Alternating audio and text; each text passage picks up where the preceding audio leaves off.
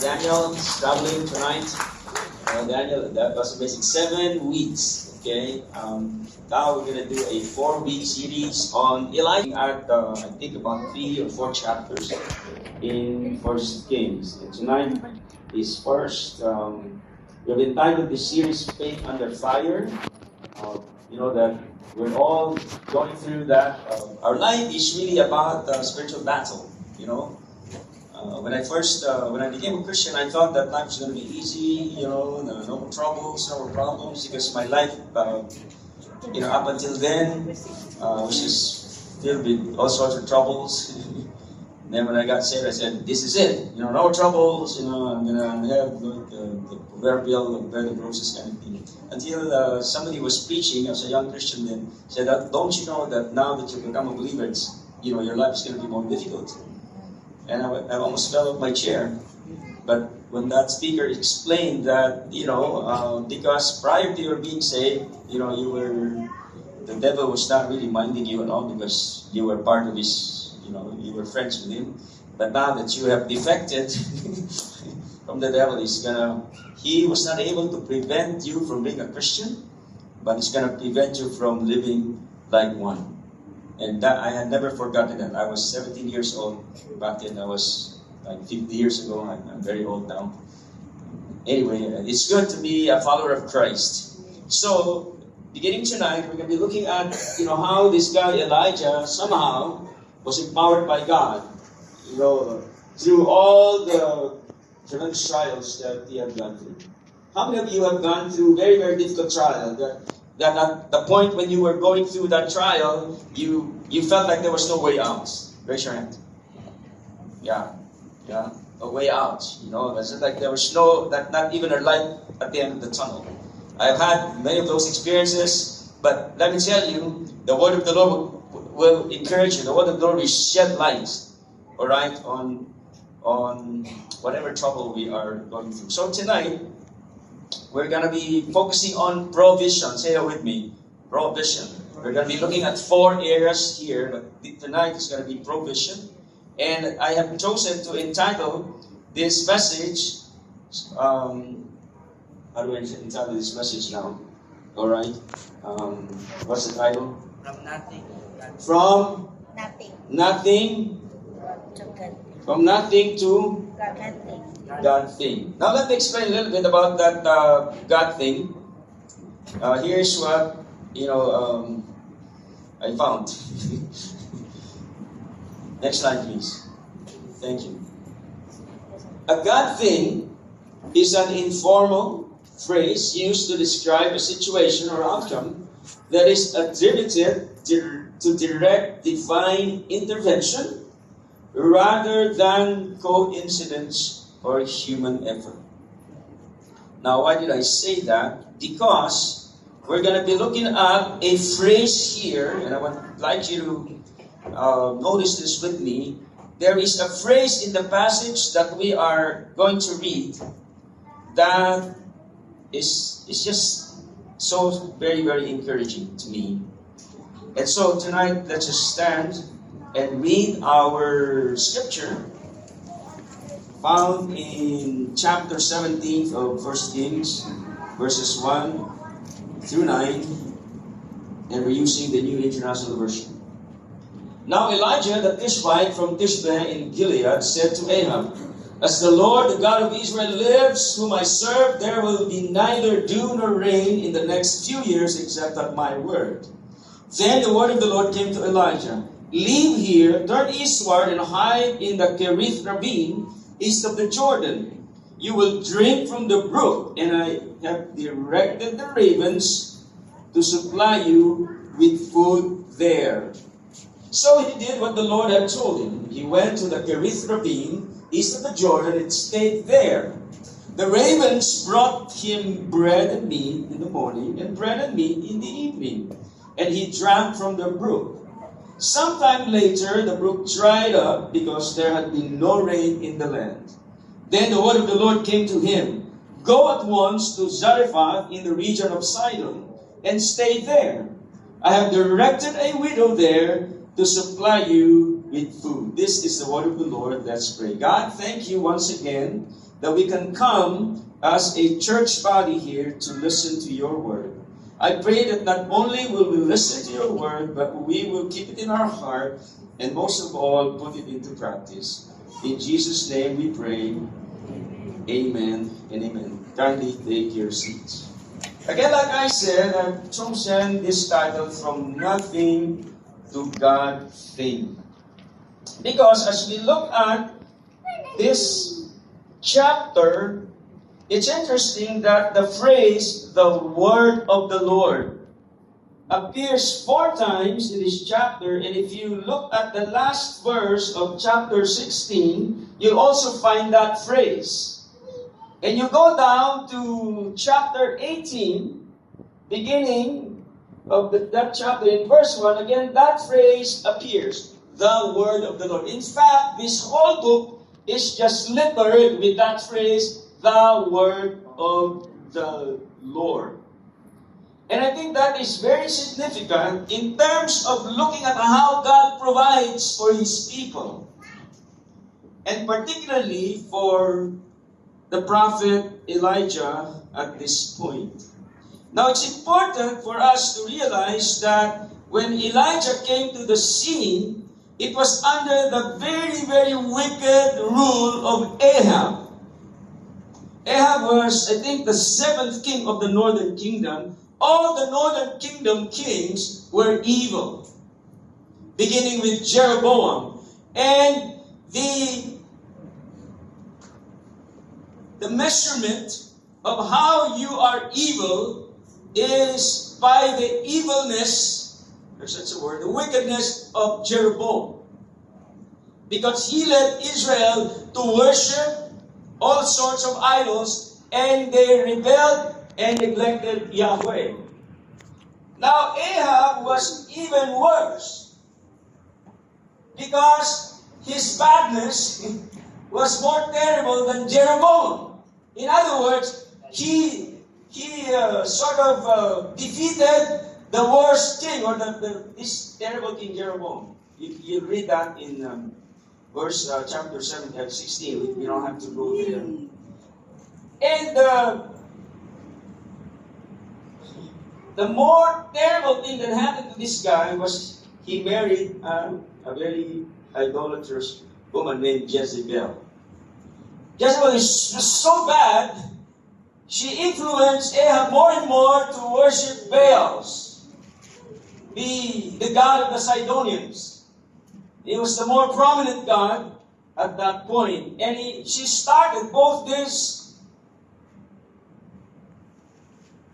couple, this king and queen. I call them the conjugal dictatorship, some sort. I think they were the original conjugal dictators. They even killed prophets of God. And it's interesting that as the book opens, and you find that the word of the Lord is mentioned there, and if you look at verse 1, it says, Elijah at this point, from this bed in Gilead said to Ahab. Now you notice that Elijah came very, very abruptly. He wasn't introduced as the son of this or the son of that. You compare to the other prophets, they would be introduced, Isaiah, the son of this. But Elijah just came. In this moment when Israel was just so idolatrous and so evil under the leadership of Ahab. It says that there will neither be dew nor rain the next few years except at my word. So that was I don't know if he said it in 30 seconds or something or less. Then the word of the Lord, notice that, came to Elijah, leave here, okay? Turn toward eastward and hide in the Kerith ravine east of the Jordan. You will drink from the brook, and I have directed the ravens to supply you with food. Because the Ahab and Jezebel were going to kill him. And so he had to be isolated, he had to be disconnected, and he had to be taken to a place called Kerith ravine. And the word Kerith means disconnection or cutting off. So God was cutting him off, Israel, so to protect him, but also to provide for him. And that scenario leads us to this Very, very interesting thing about when Elijah was disconnected. And it was in the context of famine. In the time that he was disconnected from God, the word of the Lord came. How many of you feel like you somehow are disconnected or isolated and nobody knows? You know? I remember when I got COVID, that was a terrible isolation. I literally had COVID-19 because I had COVID for 19 days. That's very accurate, 19 days. And during the times of disconnection, he was in that place in Kerith Ravine. Can we show that slide, please, that disconnection, the time of disconnection. That was scene number 1. Go back one slide, please. Thank you. The time when the prophet was disconnected. But you know what? It was on purpose. That God had to hide him in Kerith Ravine so that the king and the queen would not be able to find him in the king. And interestingly, in his time of disconnection, God fed him because there was no food, right? It was drought. It was drought time. So God sent him there, and he was fed by very, very good chefs, and the ravens came there. And it's interesting, if you look at what he said there, I have directed the ravens. And exactly that was what happened if you read now. So, he went there to Kerith Ravine, and the ravens brought him bread in the morning, bread and meat in the evening, and he drank from the I think that was like shawarma, the bread and meat. Amazing, isn't it? How the ravens were actually unclean animals. If you were an Israelite, you were not supposed to even touch them, because then you would not be able to worship Yahweh anymore, because unless you wash, you do ceremonial cleaning and all that. And then God used a very, very unexpected means to supply his prophet with food. And sometimes you feel like when we are alone, when we are isolated, when we are disconnected, we feel like we're alone. We feel like we've been abandoned. And it's abandonment, the feeling of abandonment is real. And people even take their lives when they feel abandoned. And I can understand that, because when I was 15, I tried to do that as well. I was 15 years old, I felt so alone, I felt so desperate. I want to kill myself. And so I understand when people think about ending their life because they feel they're alone, nobody cares, things like that. But here, God has a purpose when He isolates us. I think He wants to show to us that He is what we need. And we can have satisfaction in Him, and He can even bring ravens to supply us with food. I remember when Rich and I were first married, I think it was our second year or something, and we didn't have any food at all. So we didn't have anything. But, my wife, she doesn't complain. And I remember that day, the ravens came in the persons of a couple who actually had 8 bags of groceries. Literally 8 bags of groceries. They didn't know we didn't have anything. There was no, social media then. We couldn't post our video on Facebook or whatever. We didn't have a phone even. We didn't even have a house phone in those days. And yet these ravens came. God sent them. And they were also very surprised because they just wanted to see us. But they came at that time when we were isolated and nobody knew that we didn't have any food anymore. Isn't that God? Isn't it? Yes, amen. Your goodness is running after. Something like that. I'll sing later. So, here is my point. For whatever provision we may need in the word of the Lord, we must believe. The word of the Lord came. The next scenario we find is here, what I call times of desperation. Why do I say that? Because if you look at 1 Kings 17:7-9, it says, sometime later the brook dried, no more water. And then the Lord did not send the ravens anymore. Because I was thinking, if the Lord sent the raven and kept giving shawarma to the prophet, then she might die, she might choke, there's no water, there's... The word of the Lord again, you see that? 8. Go at once to Zarephath in the region of Sidon and stay there. I have directed a wheel there to supply you with food. By the way, this God, Baal, that Ahab and Jezebel and the rest of the Israelites were worshipping, was actually called the God of the storm and the rain. And then God stopped the rain from falling. And if He were really God, He would have rained down on Israel. So this is actually a battle of the gods, if I can say that. God was proving to Ahab that your God is nothing. I stopped the rain, and he couldn't even cause a drop. This Baal that you're worshiping.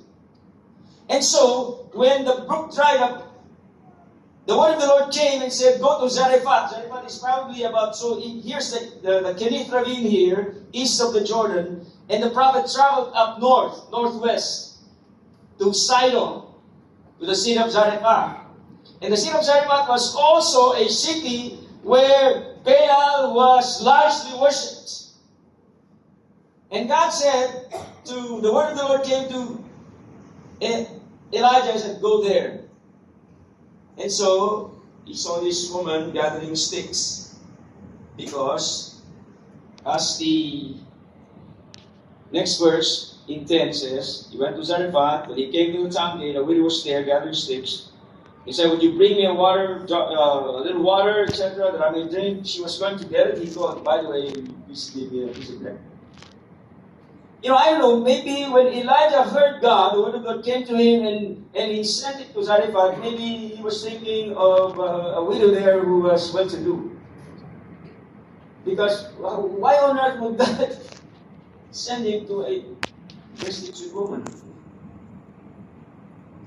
And hear what she said. As sure as the Lord your God lives. Wow, I like that. In other words, the widow already had an idea who the God that Elijah was worshiping.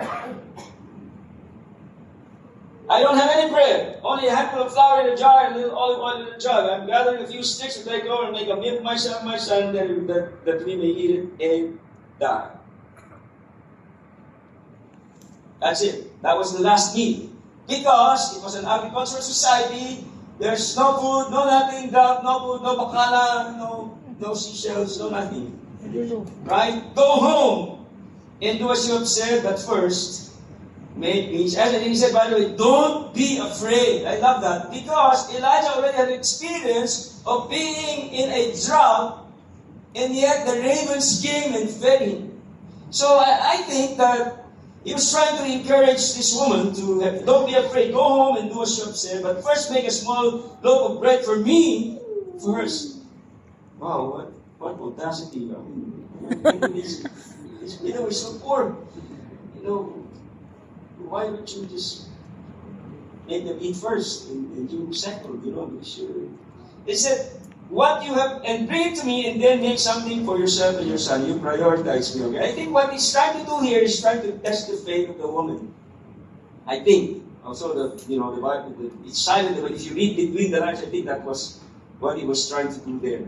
And so if you read again, in 14, for this is what the Lord, the God of Israel says. The jar of flour will not be used up, and the jug of oil will not run dry until the day of the Lord sends rain on the land. So she went away and did as Elijah told her. So there was food every day.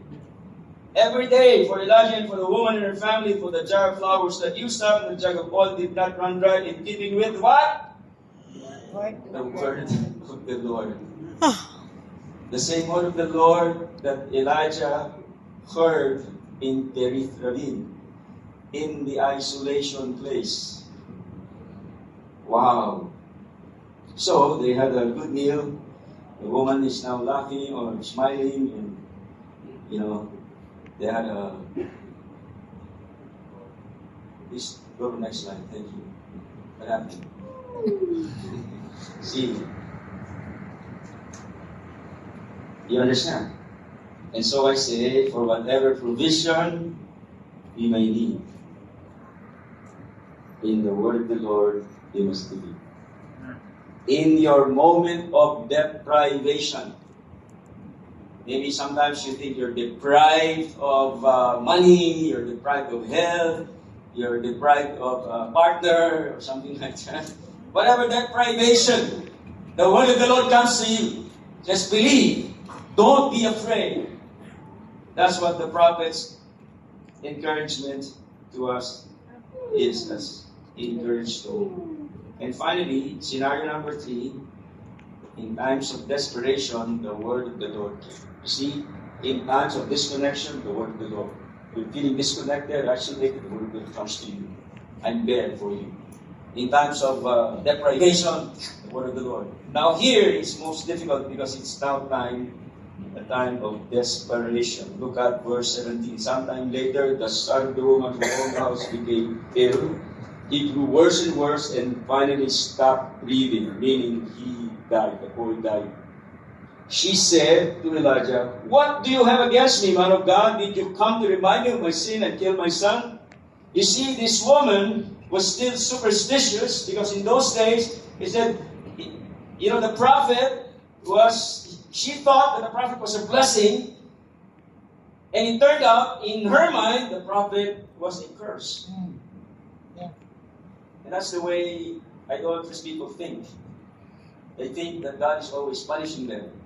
Sometimes we do think that way, right? You get sick, oh Lord, I lost my job. And we think that God is like someone who's got a big bag and he'll knock you over if you did something wrong. But our Heavenly Father is so cool, so loving.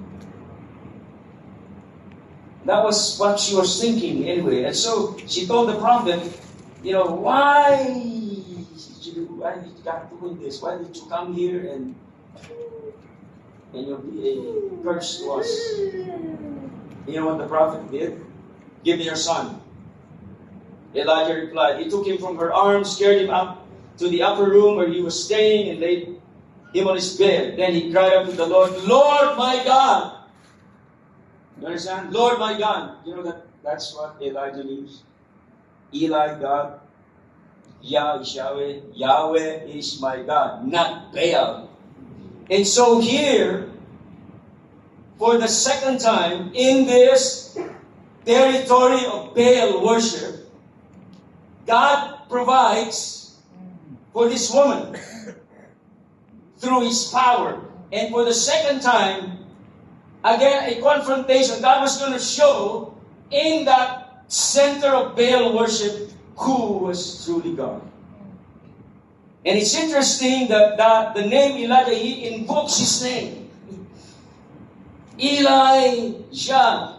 God, you are my Lord, or Lord, you are my God. Have you brought tragedy even on this widow I'm staying with by causing her son to die? Then he stretched himself out of the boy 3 times. Very, very gently. Okay? Spread himself. Because if it was heavy, she might crush the boy. Or he might crush the boy. Then he stretched himself out of the boy 3 times and cried to the Lord, "Lord my God, Elijah, let this boy's life return to him." And what did God do? The Lord heard Elijah's cry. And the boy's life returned to him and he lived. Elijah picked up the child and carried him down from the room into the house. He gave him to his mother and said, "Look, your son is alive." Then the woman said to Elijah, "Now I know that you are a man of God and that the word of the Lord from your mouth is the truth." The word of the Lord. The word of the Lord could provide for you even if you are in a very isolated place, disconnected from anyone. No source of blessing, no source of money, no source of food. but God is your source. So if you're experiencing birth and drought and disconnection, God, the word of the Lord is there. Amen. If you're deprived like this woman, only a meal left and they were going to die, the Lord came in our deprivation. God is our provision. And even when the times when we are so desperate, desperation. I remember when we mentioned our first Mary, she was having some eye problem. And she said, I can't see you. You know, if I cover my left eye or my right eye, I can't see you. I said, I'm very good looking, why can't you see me? But at the long story short, she was losing her eyesight. She was going blind. And I said, Lord, will I take care of a wife all the rest of my life? And that was very, very difficult. But the word of the Lord, the word of the Lord. Then she can now see my blood nose. Again, the word of the Lord. We thought there was no way out. We didn't have any money. We were nothing at all. The word of the Lord came. No matter what we're going through, whether it's dryness or drought or deprivation, the word of the Lord. And so there was happiness. There was this restoration. And I think the faith of the woman got strengthened. Wow. And you know, if you read Luke chapter 4, I don't have time to go there, Jesus uses this illustration of Elijah being sent by God to a Gentile woman. Because when Jesus was quoting this particular story, the people of Nazareth kicked him out. And he said, no prophet is ever accepted in his own hometown. That's why he moved to Capernaum. And he quotes this experience of the prophet. In other words, there were other widows there who were Israelites, who were supposed to be more compassionate to the prophet because they were supposed to be the same people. They were more able than this widow, but they were rejecting the prophet and they were rejecting God. And God chooses an unclean woman, a Gentile that the Israelites despised, to show His power, to show His goodness. God uses ravens that are considered unclean and uses them to provide for His people. God is so creative in His provision, so whatever it is that you're going through, whatever need, again, let me remind you, for whatever provision you may need, in the word of the Lord, we must believe. So many voices around us, so many people telling us this and that, you know, your algorithm with your Facebook and blah, blah, blah, they tell you this and tell you that. Believe in the word of the Lord. Don't read your Facebook as much as you read your faith book. Yeah. Your faith book, your Bible is more powerful than your Facebook.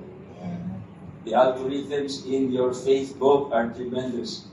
The word of the Lord.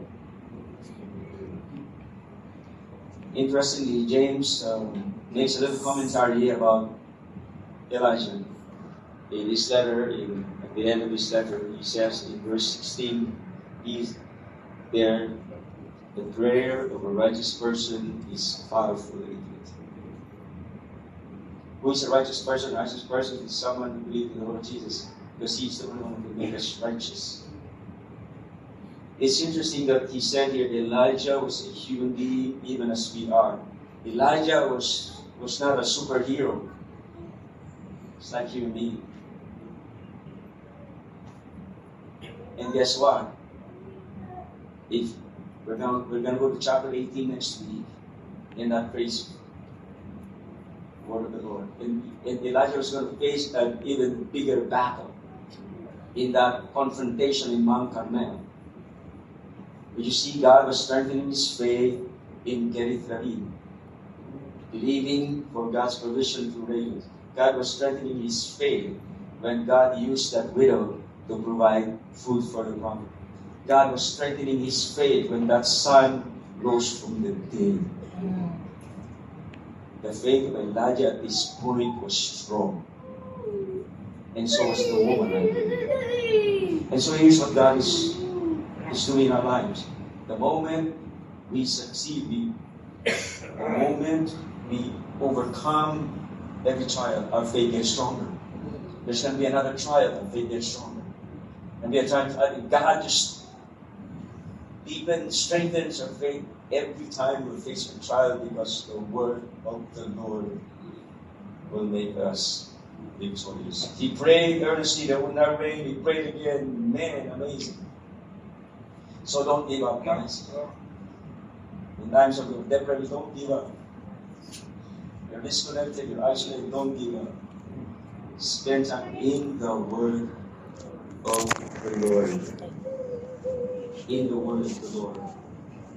You know, this morning I was reading my devotion, and now actually yesterday morning I was reading 1 John 5. And I was preparing for this message. I looked at this verse, I said, my goodness, this is an amazing passage of Scripture. 1 John 5, 13 and 15. I'd like to call the music team here as we plan this message.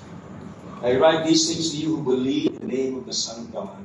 This is John writing about Jesus. So that you may know that you have eternal life. Look at verse 14. This is the confidence that we have in approaching God. Remember Elijah, the confidence that he had in approaching Yahweh. Elijah, God is my Lord, the Lord is my God. That if we ask anything according to His will, He hears us. He hears us. Remember, the prophet was heard by God. God heard Elijah's cry. And I believe even the woman's cry was heard by God. If we know that He hears us, whatever we ask, we know that we have what we ask of Him. Now, don't get me wrong. Not all of our prayers are going to be answered the way we want them answered. But I believe that God answers all prayers. Our prayers are answered with a yes, according to His will. Sometimes it's answered, my son, my daughter, wait. Maybe not this time, wait. It's kind of like when my kids were smaller, they wanted, no, wait. There's a time for you to do this. And then, the third is, God doesn't answer it according to our idea, our prayer, but He has a better answer. So in my mind, God doesn't actually say no. When our prayers are answered, God has something better. And I think we see that.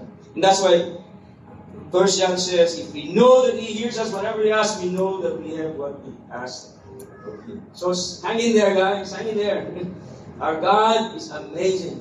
Amen. Elijah, Yahweh is God. The Lord is God. And again, as we end this message, I want for us to stand. And again, here, don't forget,